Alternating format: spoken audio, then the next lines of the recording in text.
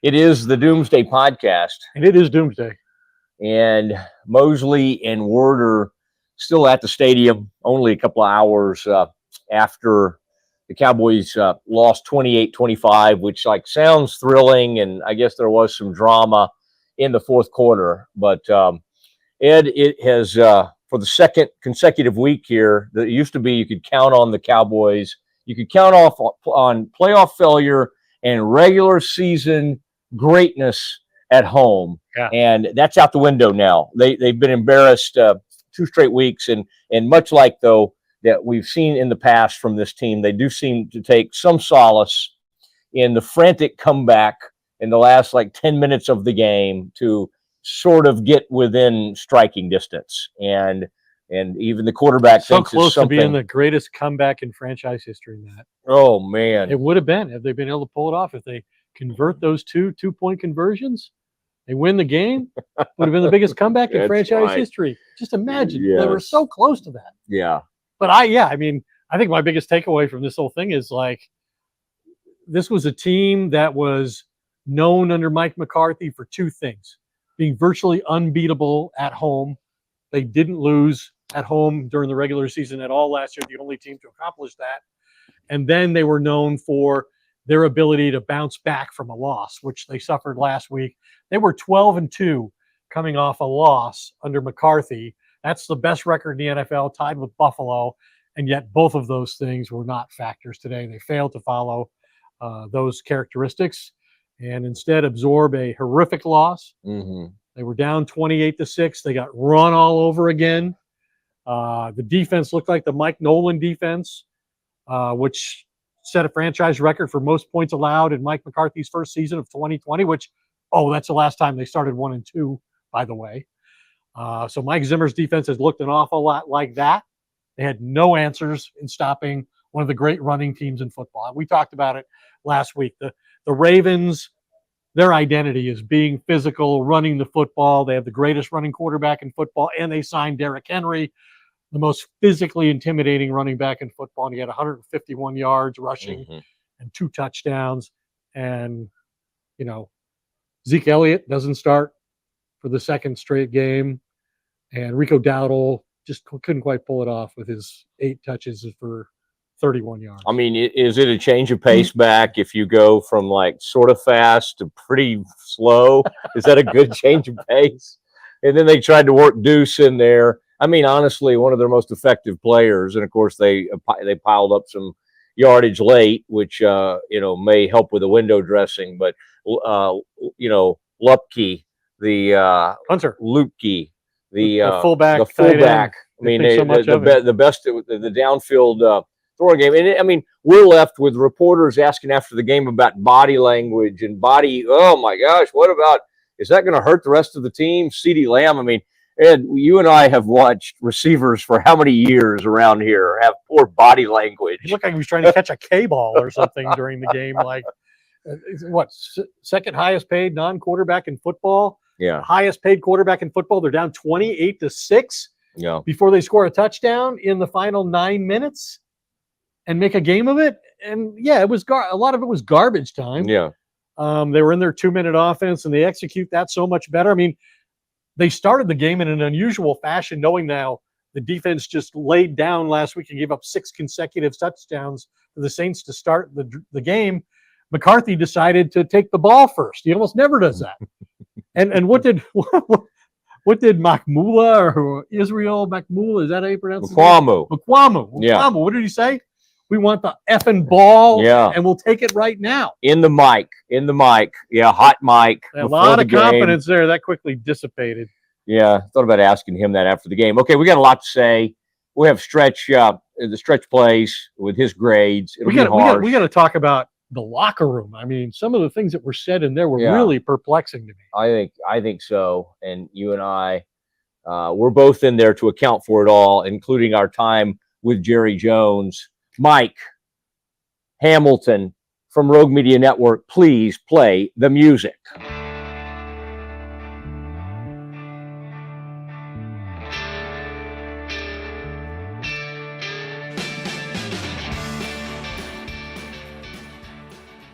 All right, and it is the Doomsday Podcast, often imitated, never duplicated, and we are proud to be in Jim and Sally Nation suite, Barely. high above. Well, we had wasn't the smoothest process in the world, but here we are in our palatial digs as always, and it was 28-25 doesn't sound like a beatdown, but for the most of the day it was. And let's get right into some of the post game that we saw. And before we do that though, let's walk through this game a little bit. They come out, like you say, okay, we'll take the ball, and then once the Ravens got it, first of all, it's become sort of high comedy. I mean, I know it's painful to Cowboys fans. I thought, by the way, my tweets today, I feel like they were really resonating with people. Had several things I was able to. I'm sure Cowboys fans appreciate that. A lot of those were at Jerry's expense. But this team has perhaps one of the greatest field goal kickers ever in the history of the NFL. That's really what he's becoming. Like, he hits a 65-yarder like it's nothing. And yet it was like they made it 7-3, and it was funny to see. They hit the 65-yarder, and McCarthy was over there giving it to, yes. We got 3. And nobody else in the league would have scored on that possession, but we did. We did it. We did it. They make it 7-3. How quickly after that was it 14-3? Like, and 21-3. I'm to the point where, like, when they force a team to punt, it feels like a huge breakthrough. Well, and then they did it. The defense did get 2 stops back to back early in the second half, and the Cowboys didn't score on either one of the ensuing possessions. You know, that's one of the things Dak talked about this week was, and he really said it again after the game. He's like, hey, when you're playing an MVP, a 2-time MVP, a quarterback, like, you got to score 30 points to have a chance, and we didn't do that. And we didn't respond. We didn't help our defense. He's been pretty insistent upon, hey, this is as much an offensive issue as it is a defensive issue, but the defense is historically bad. This is the most touchdowns they've ever allowed rushing in their history in 3 games. Yeah. Wow. That is historical. And the Ravens I mean, Lamar Jackson's a unique guy. He's 21-1 now in games against NFC opponents because teams aren't used to playing with against that kind of quarterback speed. And then you put Derrick Henry in there. How did they come in here 0-2 is the question. But so he's a unique guy. They put up 250 yards rushing on the Cowboys. They already came into the game with 3 250-yard rushing games against the Cowboys. That's the most in NFL history against a single non-conference opponent. And now they put another one on them. I mean, that's just what they do. It was, and they just owned the Cowboys at the line of scrimmage. Henry started to lean on them heavily in the second half. And Ed, it led to me at one point asking, and you and I were both over there with Jerry and the big scrum, which you put on Facebook this week, showing, letting everybody see how crazy a scene it is. And we all have our places we usually stand, don't we? I have to I slither around behind him there, and people seem to enjoy seeing some of my investigations that I have. But I just asked him what I thought was a pretty straightforward question. Did watching Derrick Henry pile up those yards make you regret not signing him? And boy, Jerry, who usually expounds on kind of everything, was very quick. And he said, no, we couldn't afford him. And well, they couldn't afford him because, they made Ezekiel Elliott the highest paid running back in football in one of the worst contracts that they've ever signed with a player. And then they paid Tony Pollard on the franchise tag at the top of the market. And this year they decided we're not paying big money to a running back this year. And it looks like they didn't. I guess when Jerry Jones said in the offseason, Dak's going to have to do more with less, he really meant it. I didn't know it was going to be this much less, and probably neither did Dak. But they have no running game. They have no dynamic playmakers in the offensive backfield. No. And they have precious few elsewhere. And when CeeDee Lamb can't catch a ball, he must have had 4 or 5 drops. Didn't even talk to the media after the game today. And it was so bad. I don't think most people view me as a real optimistic guy when it comes to the Cowboys. And yet here I found myself behind Jerry Jones next to you. asking him, Jerry, do you feel like this is a more positive outcome than last week when you got boat raced by 25 points? Today it was only 3. I mean, it was worse than that most of the game. But the way you came back, and he's like right away, no, it was horrible. It's unacceptable. Yeah. I didn't expect this to happen. So, and it was a fake. It was like a fake comeback because they've done this before. It goes all even back to the Garrett days. Oh, he was big on that. And he showed a lot of fight. And after the game, Mike McCarthy did think it was something they could build on. The quarterback echoed that. Dak said, hey, it's a short week. This is something we can build on, show some fight. But I mean, again, it's like these teams, and it's kind of natural, lean on them the whole game and kind of get bored. They're kind of like, let's just sit on this lead. And then the Cowboys got frantic and worked their way sort of back into the game. I mean, I thought it would be interesting if they got one crack at it with about 2 minutes left, but they couldn't get the stop they needed. That was a big play out to Flowers, I think, in the flat. And 3rd and 6. Yeah, 3rd and 6. Trayvon Diggs was very hard on himself in the locker room for allowing that to happen. Yeah. Put it all on himself. There was a lot of accountability comments in the locker room. Yeah, not the head coach, really, but the locker room. I thought, I mean, DeMarcus Lawrence said something like, we got to be more professional, more consistent, but we've got the guys in this room to do it. Now we just got to go F and do it. And you were closer to Micah Parsons than I was, but it sounded to me like he was trying to reinforce the leader he is in that locker room, in his own mind at least, as probably the best defensive player, an elite defensive player. And whether he's seen like that by his teammates, I'm not so sure. So I think he needs to be careful about making sure he's including himself when he's critical of their play, which he should be. And he seemed to be saying, like, people aren't trusting the scheme. They aren't playing the game plan. You got to trust the man behind you to do his job, so forth and so on. And then even Dak was talking about guys need to do more than just what they do at the facility and do what they do on the practice field to prepare themselves. Like the young guys, I assume he's talking about, that they need to, it's not just your practice reps that get you ready. Like, you got to do more. So it seemed like there was a lot of suggestion that this team is, they're not being professional in their approach, and they're not totally committed to playing their absolute best, at least not everybody. All right, Dak did end up in that frantic comeback, 28 of 51 for 379 yards. Most passing attempts in his career. 2 touchdowns. So he did sling it around the yard. And he got it out of the end zone on what could have been a safety. I think they got a break on that.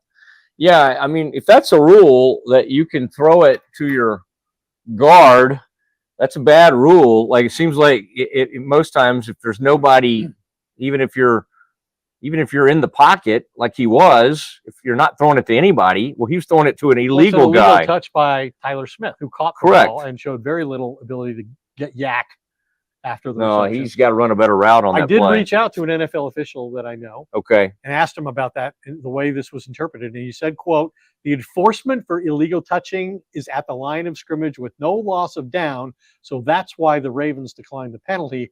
Then he said, "I thought it should have been grounding, which would have been a loss of down. Cowboys dodged one there. And intentional grounding in the end zone would have been a safety." Yeah. Oh, so this official did think they should have called it intentional grounding in the end zone, and that would have resulted in a safety. Correct.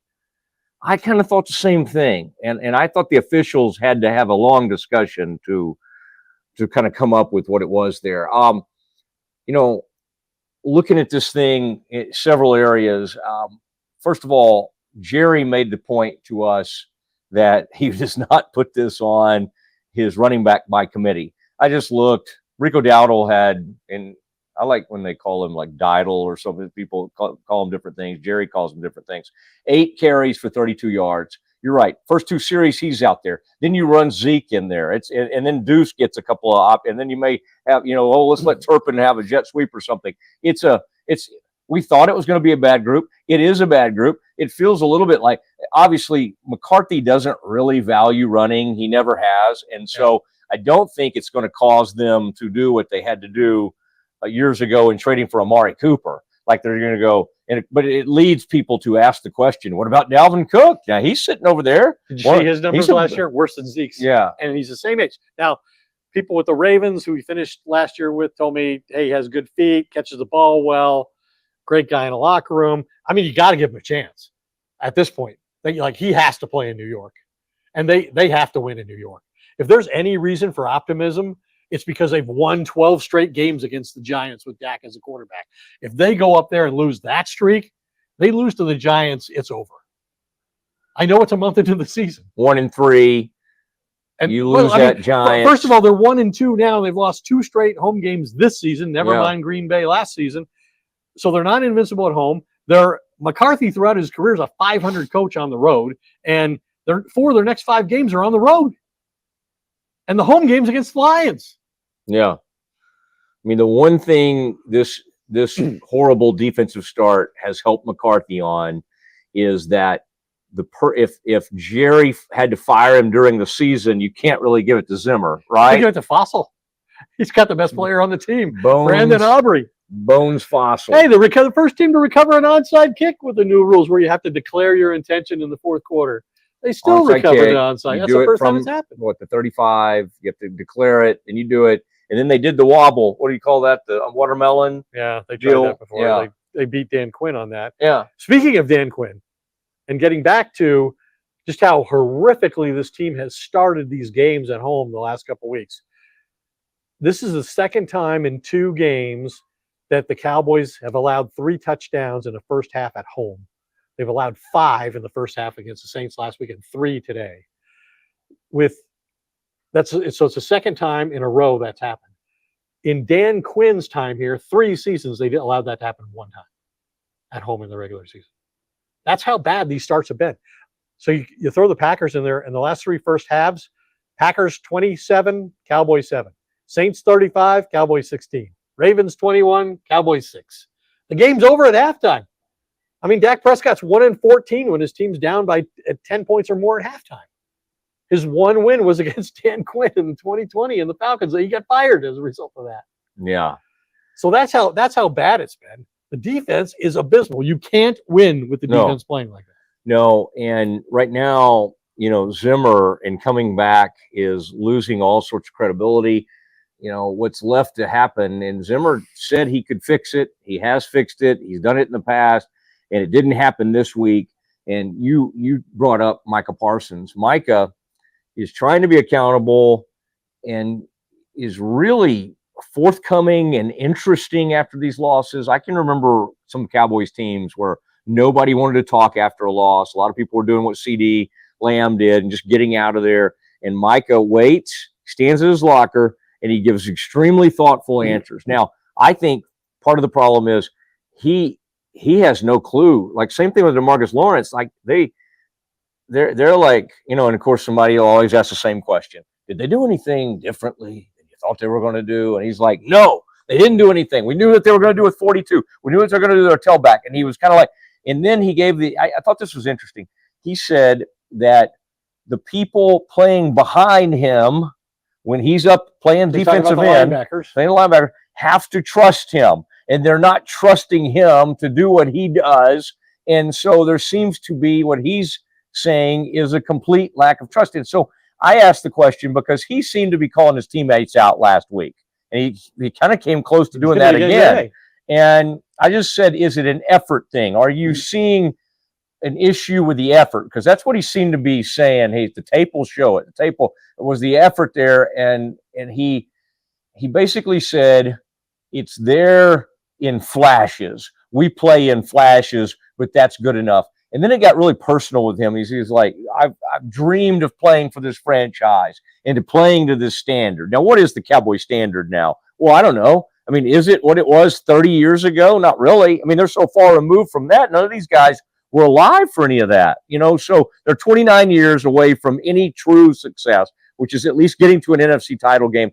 And this is a dead coach walk-in right now. I mean, think about what we were talking about just a couple of weeks ago. It's like, well, or even before the season, they're going to have to probably get to past the divisional title, get to an NFC title game, which we both think is kind of ludicrous. given this team's history. Now it's like, is Mike going to make it through the season? I mean, this team has underperformed. I mean, unbelievably so in these last 2 weeks. So at one point today, I actually started thinking about that possibility. And the only time we know Jerry Jones has fired a coach during the season was Wade Phillips, when the front office determined the players had quit on him. They, at that time, had this horrific Monday Night Football loss or Sunday Night Football loss at Green Bay, like 45-17. They were 1-7. So it was 8 games into the season. They had lost 5 straight by about 100 points total. And yeah, Jerry's created the same potential for that kind of decision now, because he has not invested anything financially in any of these coaches beyond this season. And so if it keeps going bad like this, do the players get to a point where they quit because they don't feel like they're accountable to this coaching staff? It didn't happen today, because they came back in the fourth quarter and they made a game of it. And they'll take something positive out of that. Whether it's meaningful or not, I don't know. But I asked Jerry about that. I asked him, does that show that the players still believe in these coaches? And he said he's not worried right now about whether the players believe in the coaches or the coaches believe in the players. That's not a concern right now. But it could become one if this continues. Oh, I think so. I think so. And right now, everybody's just kind of walking around in the wilderness. I mean, this was, again, 21-6, then it gets to 28-6, and the team really didn't get involved in this game until the start of the fourth quarter. Yeah, there's 9 minutes to go, and they score their first touchdown on offense. And they just, and they're playing. Remember, they're playing against the number 32 ranked passing defense in football. You've got the richest guy in football throwing the ball, and the second richest guy catching it. Well, being thrown too. He didn't catch it, and when he did catch it, he fumbled it in the red zone. If that doesn't happen, they maybe win the game in the end. So yeah, there's a lot of directions to point the finger. And to what you were saying earlier about Jerry, and he kind of blew it off this week about the running back thing. He thinks it's a media fabrication, is what he said it was. I mean, they haven't had a running back gain more than 40 yards in any of these 3 games. Nobody's busted off a big run except for CeeDee Lamb. And it's okay, fine, given your circumstance and how your team's put together, with what you're paying the quarterback and what you're paying the wide receiver and what you're probably going to have to pay the pass rusher. I get it. You can't pay all those positions. So, okay, we're not going to pay the running back position. We're going to let Pollard go, and we're not going to pay the running back position. Fine, draft a guy. Guess what? For the last 5 years, they have not drafted a running back in any round. That's preposterous. But it speaks to what this head coach is. Even though at times he said he's wanted to run, he doesn't. And Jerry convinced himself, or somebody convinced him, that that's the place to save money. And is that a trend across the NFL? Fine, save money. Draft a young, explosive player. You're right. Get somebody in there. Like you get a guy in the 4th round, like they did with Pollard. You don't have to draft Zeke Elliott at the top of the fourth overall. You can get Pollard proved that. But they got all these other rookies that are out there, making. Well, they just had a bunch. They put themselves in a situation where, geez, we need all these offensive linemen. Geez, we need linebackers. We need defensive tackles. Yeah, I mean, when you come into a game and you're thinking against the Ravens, you're like, my God, I hope Mozzie Smith can make it to the game. He's missed 2 practices with a background. Geez, maybe we can hold him off if Mozzie's one of the greatest disappointments they've had as a 1st-round pick. And they're praying to God he's going to play in the game. To even get him to the game. Who else? They have Linval Joseph. Now they've brought Carlos Watkins back. And Carl Lawson they played inside. They had to run one guy out of town that they brought in. Was that Jordan Phillips? Well, they put him on IR. They put him on IR with claiming he had a wrist injury, which he denied. Yeah. And I think it was more of a question of effort than it was anything else. And they're hoping that maybe in 4 weeks you'll be in better shape because you weren't a part of the offseason, weren't a part of the training camp. I mean, how do you wait until training camp's over to sign veteran defensive tackles and then play them and expect them to stop the run? And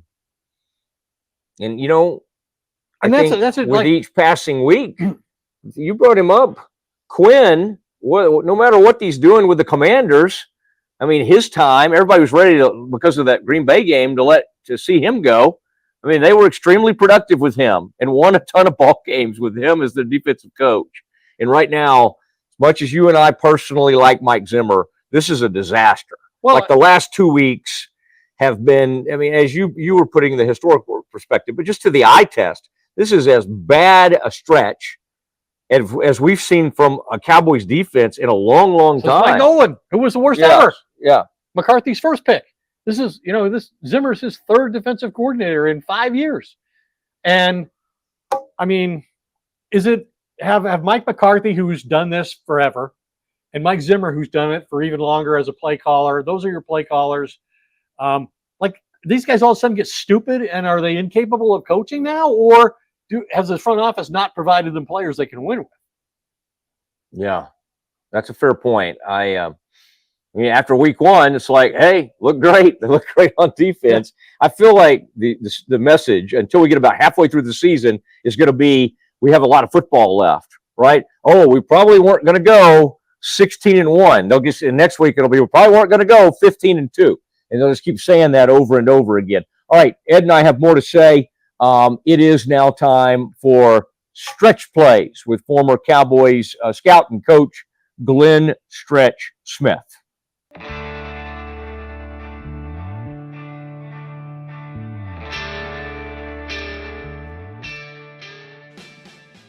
It is Glenn Stretch Smith, former Cowboys scout and coach. You can see his work on WFAA, on Joe Trahan Sports Special. And Stretch, 28-25, Cowboys lose. It was 28-6. We've seen this game before. It was a frantic comeback. Maybe they can use that as something. But just, Stretch, I think people are dying to hear your take on, you've been really good on some of these defensive tackles and some of the shortcomings they have, in that area. But Derrick Henry leaned on them, ran all over them, over 150 yards. Lamar Jackson, they got crushed with the run game. Can we start on that side of the ball and just talk about like the fact that Mike Zimmer's, his second straight week, they've just gotten overwhelmed. What was your biggest takeaway from watching that performance? Well, I think at the end of the day, I mean, if they don't become more physical with the two inside guys at holding the point. Now, right now, they've shown you in 2 different weeks that they're not able to physically take their 2 defensive tackles and hold up against the 3, which would be the center and the 2 guards, inside guys from New Orleans, nor did they do it today from Baltimore. They weren't able to hold up inside. I think they did a little better. And when I say a little, I'm going to give it to you right there. About that much, because I did see Mozzie Smith at least give great effort. Now, this is something to me that is an attitude. I mean, you have to play with great technique when your 2 are playing their 3, which means you got to have unbelievable base to be able to strike, and you have to be able to hold that base. Now, I didn't go to training camp. I don't know what they're teaching from a defensive line standpoint. I can tell you that as an inside guy, if you become a 2-gap player, which is what Mike Zimmer wants, this is opposite of, say, what Rod Marinelli wanted a few years ago, where he wanted his defensive tackles to get in certain gaps and get up the field. These are more of guys that they want to hold up the double team block so that the guard can't come up on the second level guy. And then that allows them to let Leofau, Hendricks, Overshown, Clark be able to run and make plays. Here's the problem, is when those 2 guys are getting knocked back into the laps of the linebacker, which I'm saying his lap, 4.5, 5 yards off of the football, he's not able to run. Now he's having to run that hump. And so when I say run the hump with the guy that's getting knocked back into you. when that happens, that's why you're seeing bigger backs, the two, especially today, and Henry. I mean, when they're not touching him for 3 or 4 yards down the field, becomes a real problem. Right now, I said it last week, and I'm going to say it again this week. The Cowboys have a personnel problem on the inside. It's a problem. And other teams have recognized that, and that's why you're seeing them go downhill and attack them. Now, today, you saw a zone read scheme with Lamar Jackson where he could pull it at times. There are times when he could run the jet sweep, act like he's handing that, and pull it to run it vertical. It's a very difficult scheme to defense. When your defensive tackles are getting knocked off of the football, you got problems. And I'm telling you, the blueprint is out there for how people are going to go to attack the Cowboys. They did it and put it out there last week. And you saw Baltimore come in here and basically just say, we're going to assault your defense. Now, last week we saw the Cowboys, they got rid of Jordan Phillips, moved him to IR. They called back Carlos Watkins from the Washington practice squad, who was previously here with the Cowboys. I don't know what else they can do right now to fix this issue, because it is a very glaring problem. They have a problem at defensive tackle, and it's a problem because they can't hold up against the run. And what is the Cowboys' strength on defense? This ability to get up the field and rush the passer. Well, they've got to get in a 3rd and 6+ scenario to get that done. In the last 2 weeks, both the Saints and Baltimore said, we're not going to put you in that position. We're not going to allow you to use your big dog and Micah Parsons. We're going to keep it to where we're going to just hammer you running the football. And that's exactly what they did, to the tune of 275 yards. Inside defensive F. You got to learn how to play the double team block. You must become more physical at the point of attack. Now then, when you can run the football, guess what that creates? That creates an ability to play action off of it. That creates a softer secondary. It creates you to have to bring a safety down in order to stop the run. So it is a multiple-pronged issue that they're dealing with. I do think that Zimmer tried to adjust a little bit to run some, what I would call run blitz schemes on the times that they were able to stop Baltimore.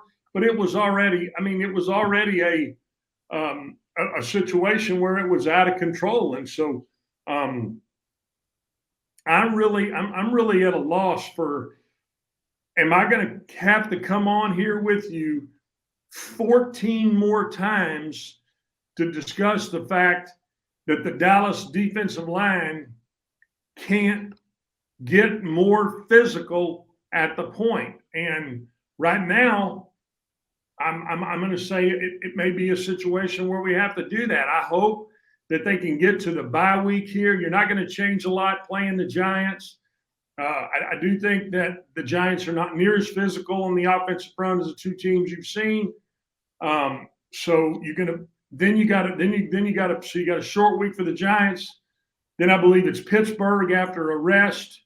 And then you're going to have to start to implement some different defensive schemes in order to even have any chance or any prayer at saving what is going to be, right now feels like a long, really long season. And so defensively, I'm a little concerned. In the secondary, I thought both Hooker and Wilson would be more physical than they are. Right now, they're not doing that either. They're not coming down in there and attacking. And so I'm telling you, it could make for a very long, tough year for the Dallas Cowboys if they don't get this fixed. And I'm talking about get it fixed now. They're going to have to change some technique. I don't know what the defensive line coach teaches. Like I said, I didn't go to camp. They're going to have to do some things differently, and it isn't just going to be going in there and, blowing snot through your nose and a bunch of hot air. You're going to have to teach some guys to do some different things, because there isn't the personnel you got. That's what you got.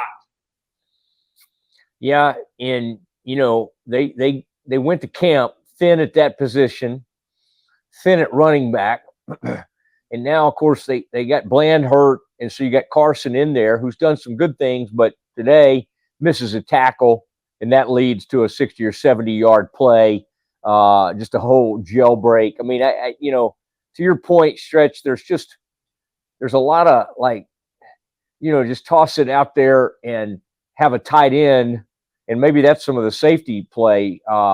But like a tight end run for 30 yards, right? Just into open space. They did it, one missed tackle led to a huge play. Nobody's coming to help. It's like one missed assignment seems to lead to these massive plays. Yeah. And again, when you've got to come out as the corner, and I know what you're talking about, Carson's, he's got to come inside out on that play. They're playing cover 3, and guess what? You got that deep third. So if you miss, he's going to run a ways. You can't miss in that situation. And that's the unfortunate side of playing with a young kid, and he'll get better. I do think he will get better. You'll get better there. You'll get better at linebacker. I think when Bland comes back, you'll have multiple guys that can cover. At the end of the day, I don't give a damn what anybody says about quarterbacks, throwing the football, taking deep shots. If you can't stop the run, you will not win. That's it. 274 yards rushing. That is an appetite for getting your ass kicked. And for 2 weeks in a row, you know what? They've got their ass kicked. Okay, let's go over to the offensive side of the ball. And Jerry wanted to poo-poo the running back situation and go, hey, that's not a major factor in this really bad stretch they're in. But again, you talked about not being able to stop the run. What about not being able to run? 8 carries for 32 yards for Dowdle. Zeke barely really made any kind of impact on the game. Deuce got in there for a little bit. Honestly, the fullback was the most impressive of the running backs. The play he made downfield and the things he was doing in the passing game, that was about the best thing they had going from their stable of running backs. How tough is it to accomplish what the Cowboys need to accomplish with this lack of a running game? Playing with 2 rookies in the offensive line, the center and the left tackle rookies. Do I think they'll get better? I do. Do I think it'll become easier to be able to call the run? I certainly hope so. They put Span forward in the game. He has 2 penalties early in the game. That's a situation that they've got to clean up. Dowdle runs the ball hard. I got no problem with his effort, his ability to run the ball. I think my issue is that it doesn't look like a very well coordinated, hey, this is what we want to attack and this is what we want to do. That may be unfair to say because they're behind so early in these games that it's like they have to get away from the run in order to try to match the scores with both New Orleans and Baltimore. They took the ball first, and I thought, okay, good. Let's change it up a little bit here, and let's see if you can go down and score. And they couldn't. So it's one of those things where I do think the offensive line will be better. I think Mike Solari is a really good offensive line coach. I feel they'll become, it's almost like the old slogan, bears on parade, dancing bears on parade. You got to have 5 guys really coming off the football. They'll get better with that. But again, personnel-wise, it's what you got. You paid the receiver a bunch of money, and you paid the quarterback a bunch of money, and now that's just what you got. The rest of the team, it really is what you got. And so, Do I think that they could have an okay running attack if they get to where they're more well coordinated on the front five? I do believe that. Do I think we're going to see some sort of resurrection of the running game? No. So you're going to have to rely on the guy that you gave $60 million to. Hey, we'll play action a little bit off of the run, but we need to get better to where they can get to where they're running for 95 to 115 yards a game in order to take some of that load off of the quarterback and in order to be able to play action, where I think is his one sweet spot is his ability to play action and push the ball deep. So as far as the running game, it's, I mean, at best D, because of the effort that Dowdle gave. Otherwise, it's just, it's not good. I mean, this is not a good football team right now. They're 1-2, beat a really bad Cleveland team, and I get it. Baltimore is as good a team as there is in the AFC, but we saw what New Orleans did today. So, it's right now they're going to have to start looking for some answers in order to stop the run and in order to run the football, because I know everybody likes for you to get on and give all these fantasy football answers. But at the end of the day, if you can't run it and you can't stop the run, you're not going to win. How'd you think the quarterback played? I mean, he does some good things. It just, there's one or two balls in the game where he just got to throw the flat to Zeke. And I mean, he throws it in the ground. And I'm just like, what the hell was that? I mean, it's like and he'll do it 2 or 3 times a game. He'll let balls go that you're like, God, what was that? Do I think he understands? Do I think he's a leader? Do I think he understands how to get the football team in the right play? I do. With what I see, I'm not pertinent to the meetings or the practices. I'm just going on what I see on the film. But yeah, I think he played okay. Does he have to play better? $60 million. Hell yeah, he's got to be perfect. And I don't know that he can. I feel the same way about the receiver. I mean, the receiver, look, dude, you ain't been in camp, and I get all that. And guess what? They're going to double you. And you know what? Go beat double coverage.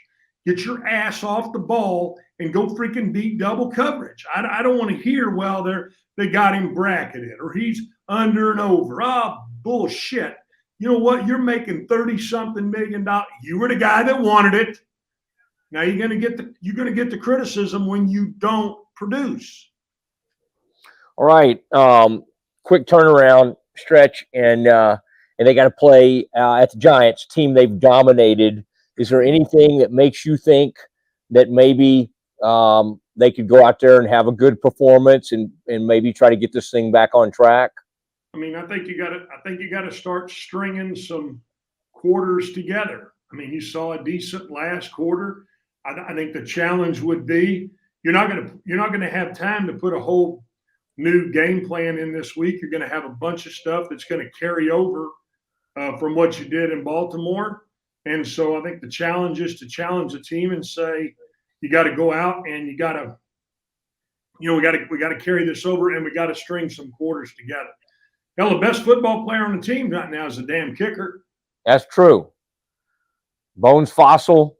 Who if they had to fire McCarthy, who would be the interim coach? Bones? You can't really give it to Zim the way the defense is playing. Who would be the interim coach? I would probably say, I would guess to say that it would probably be Schottenheimer's son. That's just Ryan Schottenheimer.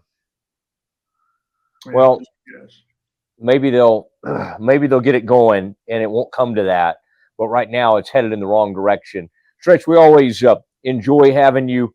You can hear him on ESPN Central Texas daily, and then you can see him on WFAA, and he's heard weekly on the Doomsday Podcast. Thank you very much, and thank you to Channel 8 for loaning us Stretch for the evening.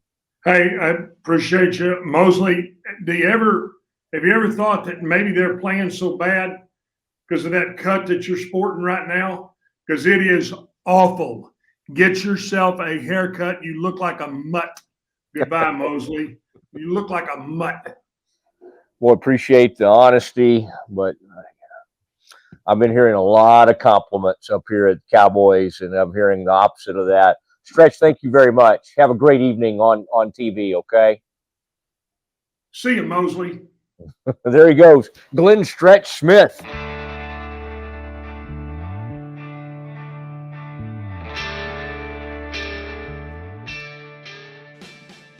All right. And there was Stretch. And, you earn your Fs. You earn your F from him. And, I heard a lot of Fs today. Yeah, we heard it. We heard it in the Cowboys locker room. We heard it on the mic.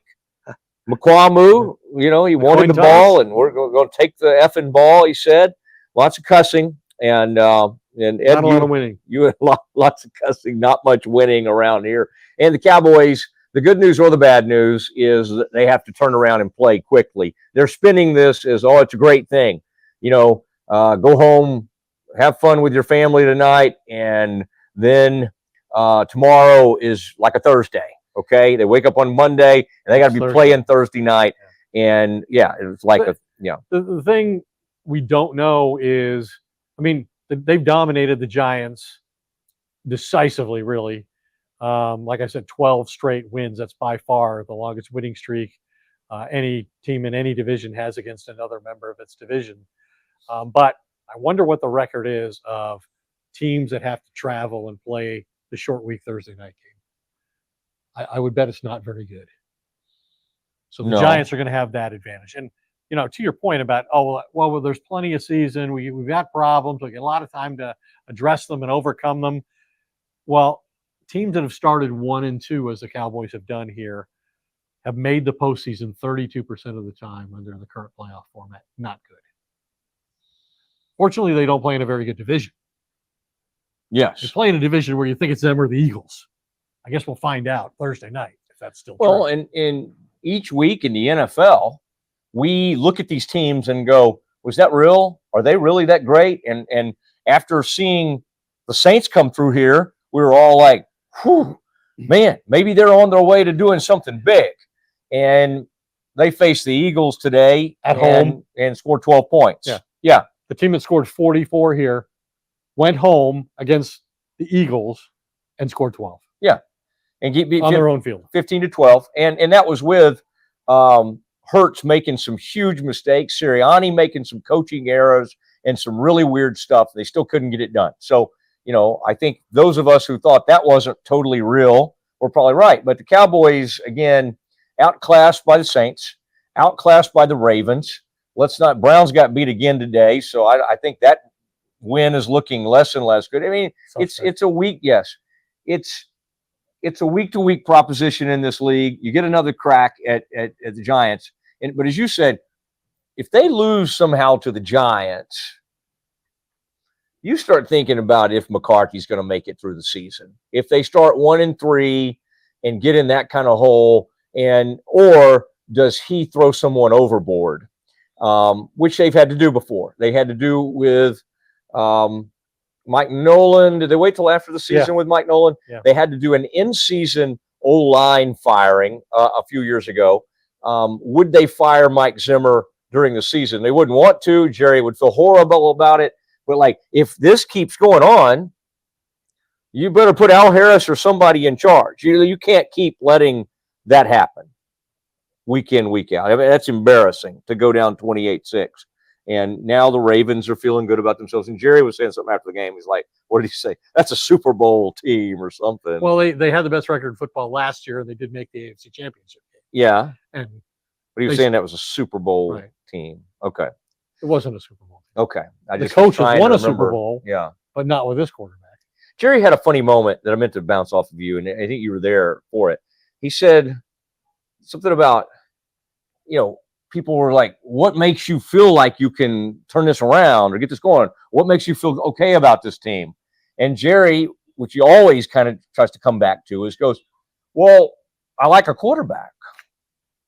And you're kind of like, okay. And then he just got out of the blue goes, he's the highest paid player in the entire league. And it was just like that the statement it wasn't attached to anything. It was almost kind of like him. I would say Jerry is trying to deflect blame that he might be receiving as a general manager who put this roster together onto the fact that he was forced to overpay Dak Prescott. You think that's what he kind of was getting at in the moment? Well, that's how I would take it. Y'all asked me to do this. Everybody was on me about not paying this quarterback and letting him go for the year. I did it, and now we're 1-2. Yeah, but you want to blame me? Yeah, and you guys want to blame me. And boy, he is feisty on the running back by committee. He's feisty on a couple things. I did not have the heart to ask him about something that resurfaced about him speaking about somebody's body part. And by the way, the morning news chose to just go ahead and here's the word. They wrote something. Yes, and whoever is the main person said yes. Put that in print. Whose byline was that? I don't know. Let's call it David Moore. I would say they would keep. If I was David Moore, I would expect to be protected from that. If you want me out there covering this team and this owner, you need to protect me from that. That cannot be my byline. Remind me who he was talking about, or was he just a fictional player? He was like doing so. Oh, I know what it was. He was talking to Jamie about. He was talking to Jamie Foxx at training camp, and he was being funny. And Jamie Foxx, for his Instagram, was recording it, and Jerry's going through some sort of deal, and he says 5'11", and he talks about size of his hands, 9 3/4, and then he's got something else. Jerry was just doing his thing up there. Okay, Ed, anything as they get ready to face the Giants, and as this season seems to be on the brink, and right now. If you're talking about the hot seats across this league, I think Mike McCarthy, you name me somebody who's hotter. I mean, even his seat is hotter than the guy they're about to face, than Dayball with the Giants, Sirianni with the Eagles. They're coming off a big win today. Just about anybody. I don't know. Quinn's the only one in the division who's safe beyond this year because he's in his first year and he's got a rookie quarterback that he's starting with number 2 overall pick, Jaden Daniels. So he's obviously going to be there. But this is the one situation where the owner made a conscious decision not to extend a coach who just won 12 regular season games 3 years in a row. Made a conscious decision when he hired Mike Zimmer to be the defensive coordinator not to sign him to a multi-year contract. So he has invested nothing in this coaching staff beyond this year. Yeah, and it shows. Like I said, is it the coaches, is it the general manager, or is it the players? Who's the interim coach, did you say? Bones Fossil. Bones Fossil by week 8 will be leading this team. This thing is going straight in the tank. I don't know how they're going to afford Brandon Aubrey at this point. I don't know. I would like a public apology on camera, look at the camera and say, Mosley, I'm sorry last night that I texted you in one of your just worst, horrible moments in a horrific Baylor loss on a Hail Mary. Why would... So I'm going to end with this. I'm sitting there on the couch and I'm watching this horror show by your head coach who's calling timeouts and giving CU time to discuss how they want to make one last throw to the end zone. And instead of taking advantage of any miscommunication or rush that they're forced into. So I thought, what is it Randy Galloway would text in this moment to Matt Mosley? And I thought he would keep it simple and just say, nice effing team. That's not what you said, though. And as a nod to your spirituality, you left out the I F left word. out the F. Yeah. But it happened. I mean, it was like just in that horrible moment, you did it right then. Randy had actually been texting me and was saying, I'm praying for the Bears to beat. You remember his relationship with Dion. Yes. So he was rooting against Dion and praying for the Bears. Ed was not. Ed, we'll do this. Okay. We'll do this on Thursday evening. We will? Yes. Thursday evening, late night. What is that? 7:15 kickoff. Going to be about midnight. Where do they put these things on? Amazon? Do you have Amazon. that? I have Are you Amazon. subscribing to that? I'm an Amazon subscriber. I think Amazon tried to hire Ed, The but blue Ed was truck holding comes out. by quite a bit at the order I bet. house. I So bet I think that's part of our package. Plenty of deliveries, yes. So we'll see it. Of course, Al and Herb Street, one of the most tremendous chemistry between those two. And they'll be doing the game Thursday night. I just watched to see the dog, man. I'm a big Tired of the golden retriever fan. Very tired of the dog. I'll say that. I think we've been way too much on the dog. On the Herb Speaking of Street dogs, the Cowboys lost. And speaking of dogs, this season has gone in the Esser. It is. It's Mosley. It's Ed. Hopefully, we brought you just a little bit of levity, but it's also some truth. Right now, this thing's trending in the wrong direction. They'll have a shot to get back to this Thursday. The Doomsday Podcast. It's a dose of truth, and we will be with you Thursday evening. Everybody have a great night, and we will talk to you soon. It's Doomsday.